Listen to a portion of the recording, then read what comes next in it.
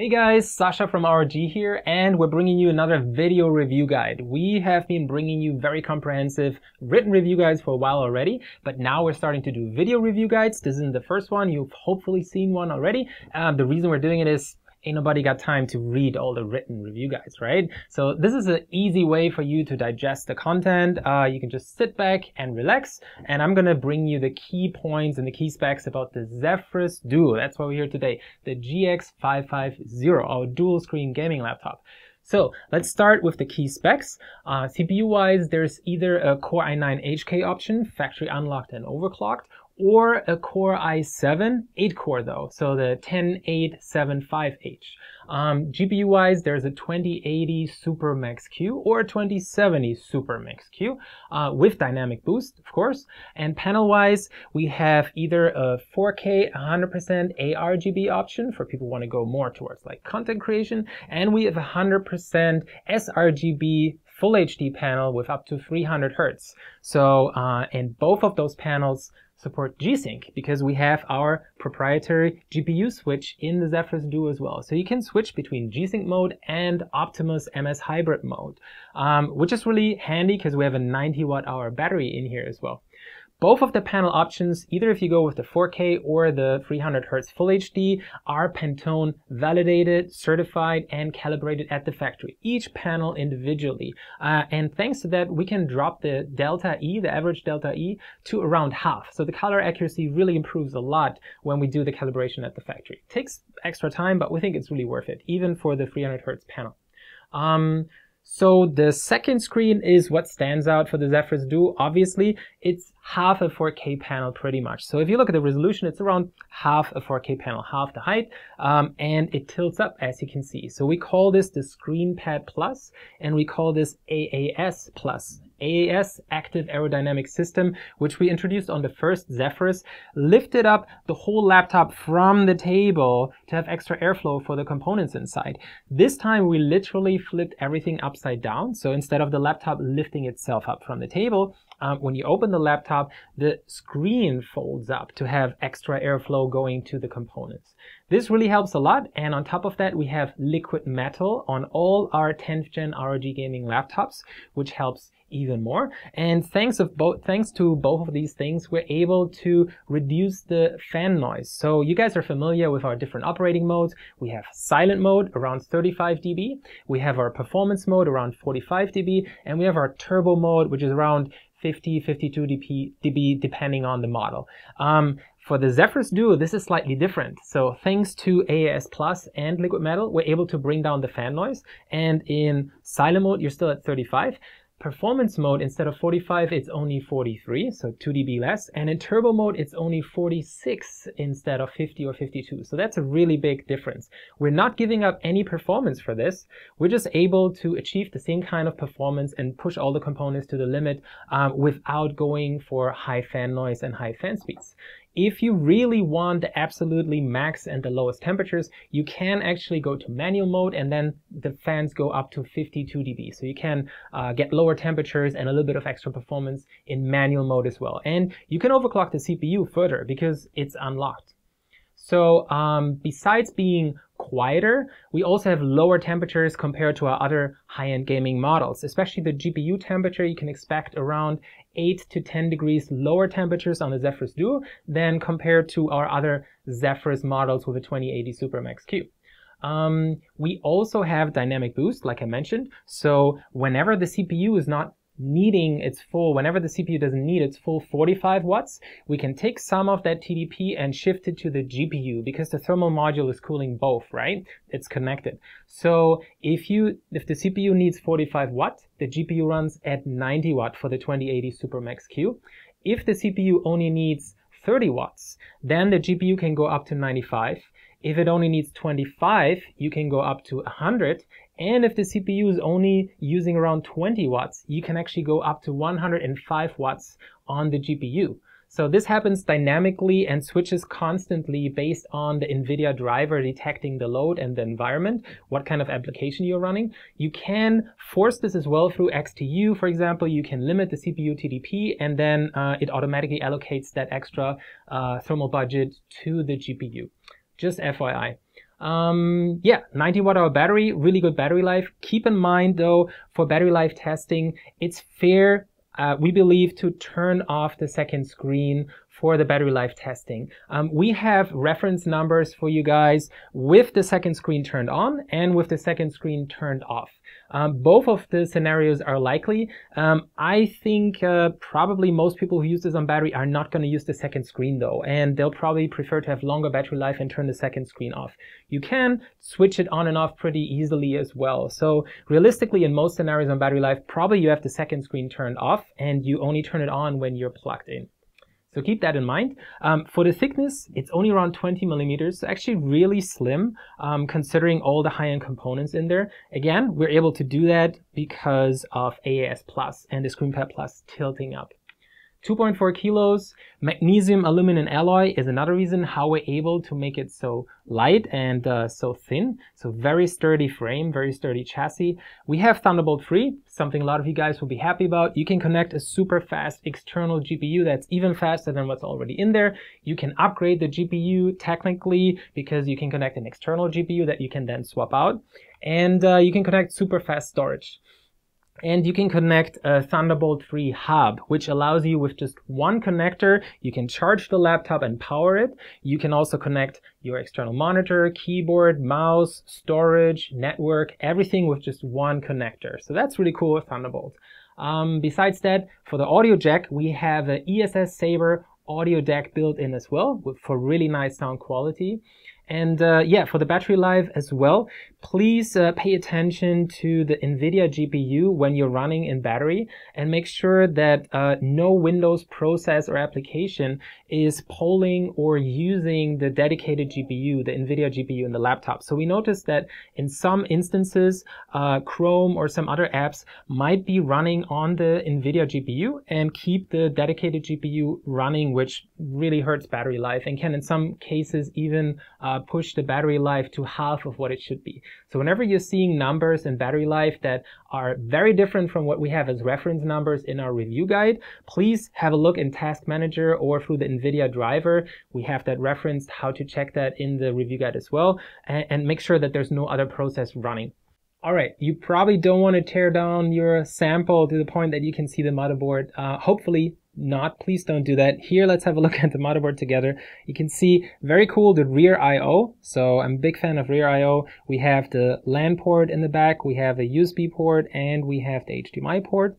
And on the sides, we have the audio and mic jack, and we have more USB ports and the Thunderbolt port on this side.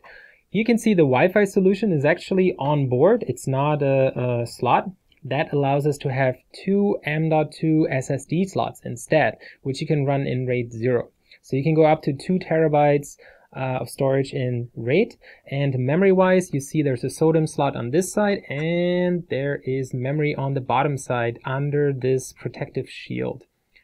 Here you see the 2080 Super Max Q, the GDDR memory, and here you see the 10th Gen Core i9.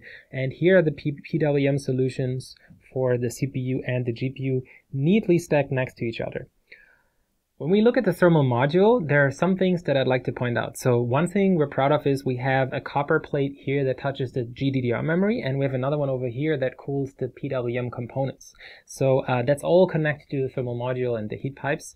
That's important because immediately you don't actually notice a difference, but when it comes to the lifetime of the product, there's a difference if the components are actively cooled and touching the heatsink or not.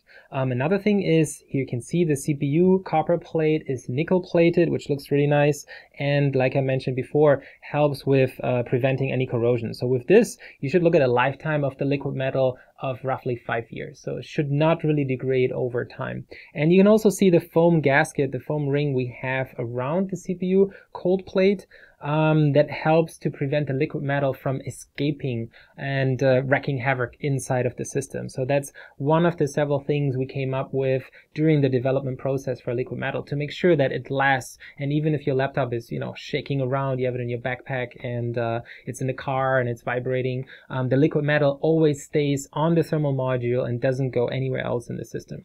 Another thing that's cool is you can see on the heatsink fins that go towards the rear exhaust of the laptop, we cut out the center parts, and we noticed that it actually doesn't really affect the capacity, how much heat we can remove from the system, but it allows us to reduce vortices and keep the airflow really straight and reduce the noise. So that's a pretty neat improvement on the thermal module as well. Next up, we have the fans on the Zephyrus Duo. So, I mean, you probably don't want to take apart the laptop to see these, so it would be nice to show you, I figured. You can see that these are our LCP fans, liquid crystal polymer, which we've been using for a few years now.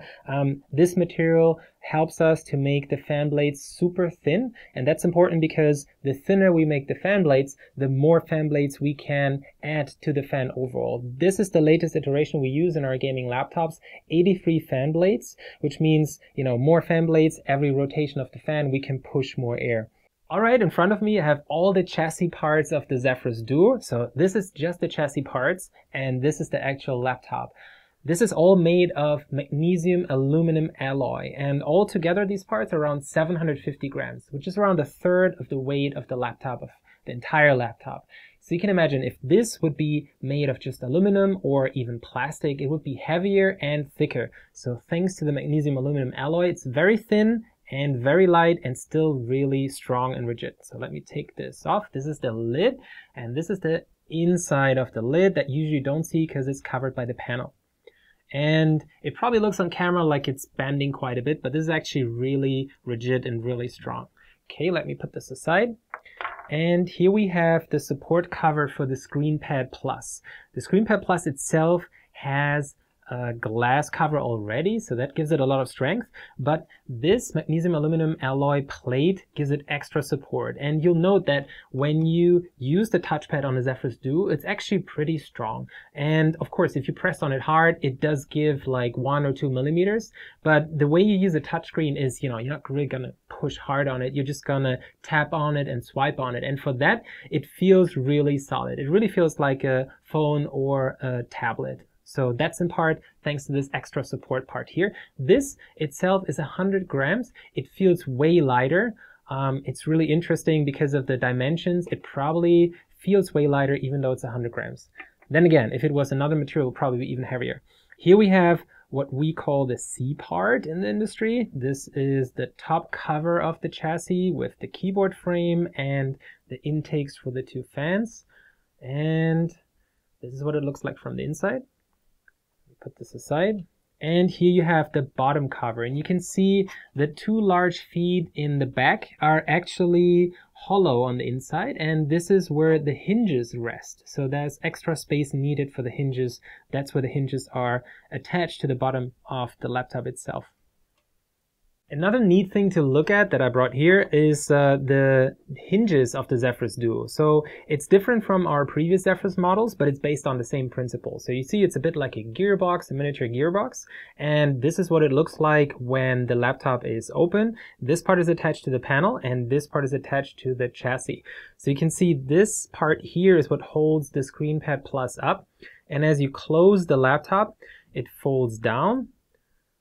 And this is what it looks like when the laptop is completely closed. And as you open it, you can see initially you just open the panel, the lid opens, but the ScreenPad Plus stays.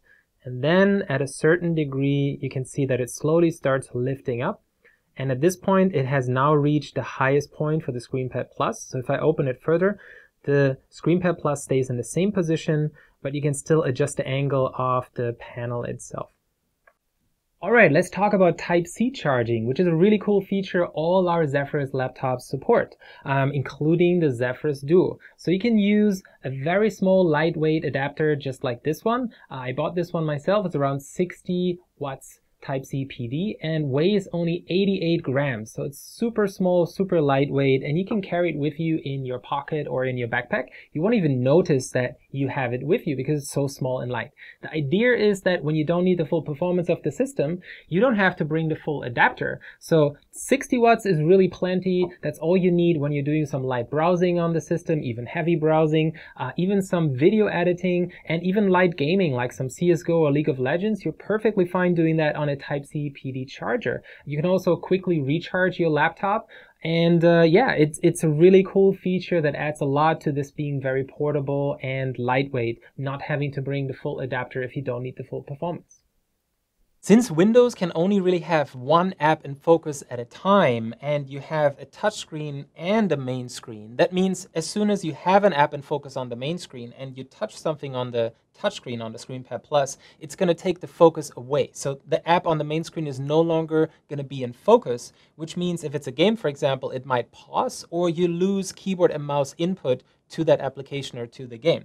To avoid this being distracting while you're playing a game or depending on what you're doing on the main screen, we have a setting in Armoury Crate to disable the touch function of the ScreenPad Plus. So if all you're doing is just having additional information displayed on the second screen on the ScreenPad Plus, that way you can make sure nothing interrupts the application, interrupts your gameplay or whatever you're doing on the main screen like video editing. So even if you touch the ScreenPad Plus by accident, it's not going to defocus the app on the main screen.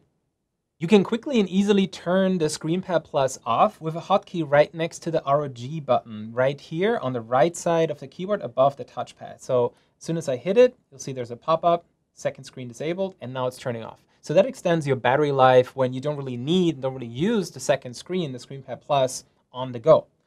Besides this, there's a really cool menu built into the ScreenPad Plus. So here on the left side, you see an icon. When you touch it, you'll see a menu scroll up from the left. And here you can adjust the brightness of the ScreenPad Plus with a slider. And there's a couple of really neat settings in here as well to adjust the ScreenPad Plus. One of them being the scaling, the resolution scaling and the resolution of the ScreenPad Plus. So depending on the main screen you have being a 4K panel or the Full HD 300 Hz panel, you can adjust the resolution scaling of the ScreenPad Plus to match. So when you drag something from the main screen to the second screen, it doesn't jump to the left or to the right, but it goes straight down just like you would expect. We added two really nice tweaking options to all ROG 10th Gen gaming laptops in BIOS. And the first one of those is you can disable hyperthreading. That doesn't really hurt your performance when you're playing games, but it gives you a couple of degrees lower temperatures because 8 cores is really all you need for playing games. So if all you do is playing games, you can disable hyperthreading and get lower temperatures. That might actually give you a little bit extra performance because CPU running colder means it can turbo longer and higher. The second setting is a V-core offset, so you can reduce the CPU voltage in BIOS directly. So you don't have to use XTU or another app to do this all the time every time Windows starts, but you can set it in BIOS and it does it all the time. The options are a little bit limited right now, but this is still a really nice way of reducing temperatures. And again, it might give you a little bit extra performance because lower temperatures, higher turbo clocks. All 10th Gen ROG gaming laptops with a Core i9 come with 3200 MHz memory out of the box. That's despite the memory clock, the default memory clock being only 2933 MHz. So those come overclocked. And it's guaranteed that they run at 3200 MHz.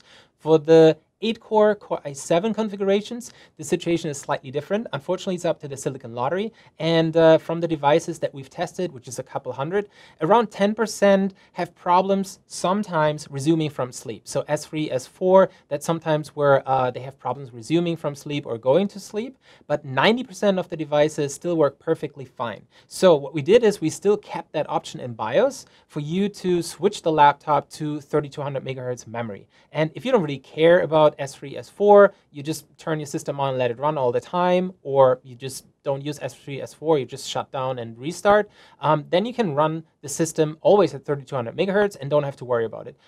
This might actually get better in future with another BIOS update. So for now, on the 8-core Core i7, unfortunately, we don't guarantee 3200 MHz, but it still works on almost all the systems.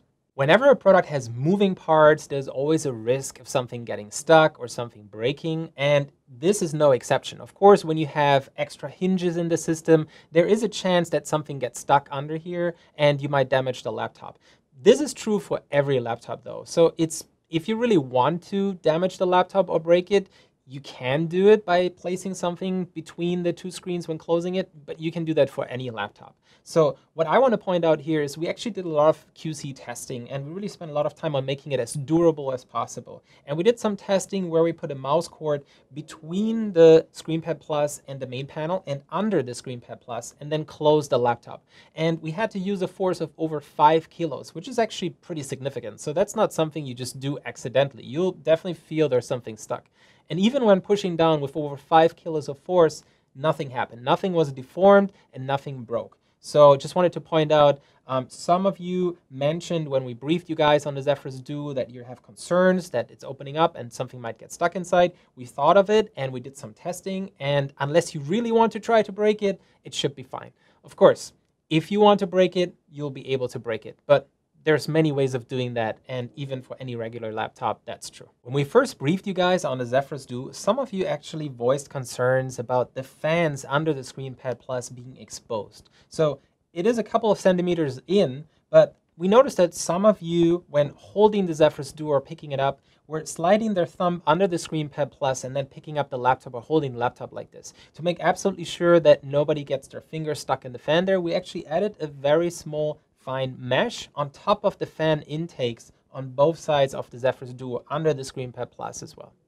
All right, that's it for all the important stuff we wanted to give you guys a heads up on. If you have any questions or you run into something that raises your eyebrows and you think that doesn't really look right, let us know. Contact your local Asus rep, ideally with steps on how to reproduce what you ran into so we can quickly see that's normal or that really shouldn't happen, and we can try to figure out what exactly is going on. Thanks a lot for watching the video. There's going to be another video that is the public-facing video where we talk about the Zephyrus Duo and all the features. This one is just for you guys, just a heads up for the editors. So yeah, if you have any suggestions as well on this kind of video, if you want to know more information, or if you think maybe it's too long, just let us know.